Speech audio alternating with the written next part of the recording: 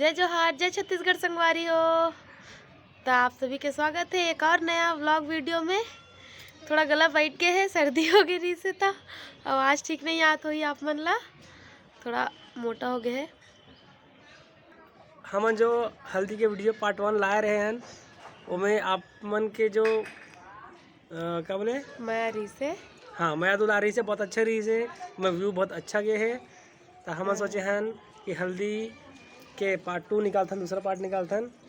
तो वीडियो हम बनाने वाला है आज, तो ओला भी आप मन देखूँ और इसने मैं दुलार बनाए रखूँ ताकि हम अब अच्छा से अच्छा वीडियो लाते रहन। हाँ, तो चलो संगवारी हो, आप मन हल्दी के पार्ट 2 ला एंजॉय करो और वीडियो ला।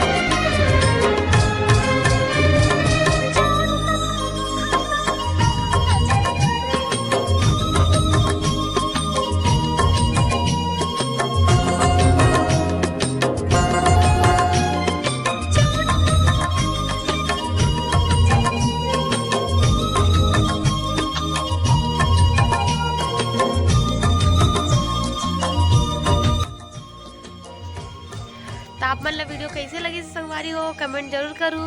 अगर अच्छा लगी सोही तो वीडियो ला लाइक कर दूँ और ऐसे हमारे वीडियो देखे बार चैनल ला सब्सक्राइब कर लूँ, कमेंट करूँ, शेयर करूँ। आज बर इतना ही, फिर मिलबो नेक्स्ट व्लॉग में। तब तक के लिए बाय बाय।